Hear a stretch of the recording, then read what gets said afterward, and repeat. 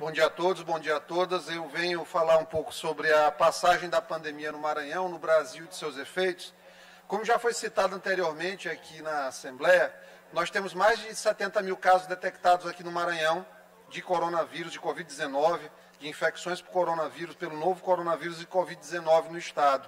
Isso aí levou ao falecimento de mais de 1.700 pacientes, além daqueles que a gente acredita que por conta de subnotificação nos diversos municípios possam ter sido eventualmente falecidos em decorrência da doença.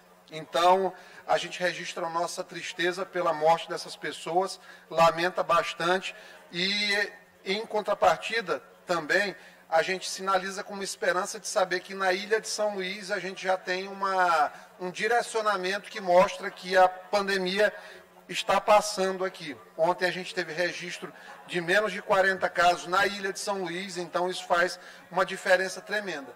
Especialmente porque quando a gente fala de atividade econômica, a gente fala da necessidade de fortalecer as empresas, o desenvolvimento econômico e industrial dentro da cidade de São Luís e dos demais municípios.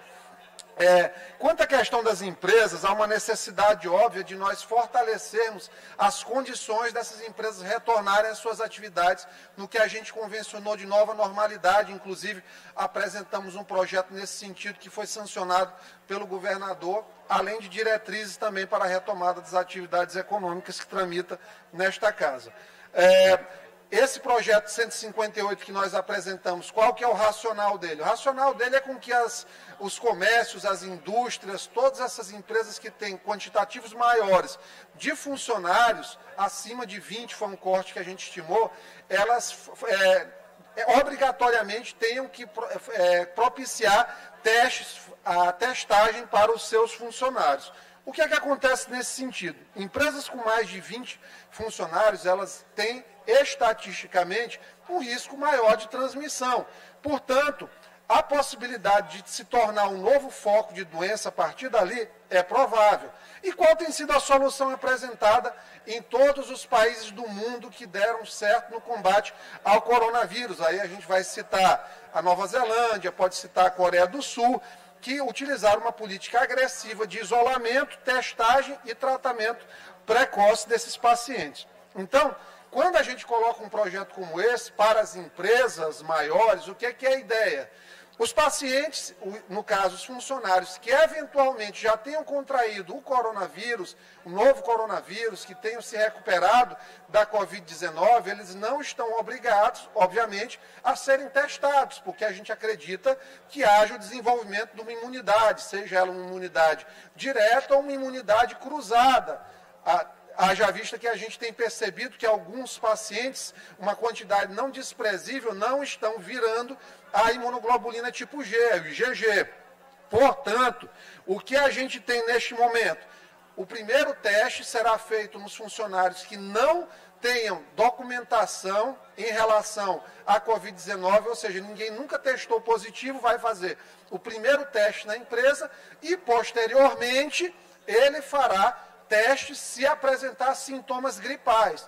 Por que nós retiramos do projeto inicial a obrigação de fazer uma testagem a cada 15 dias?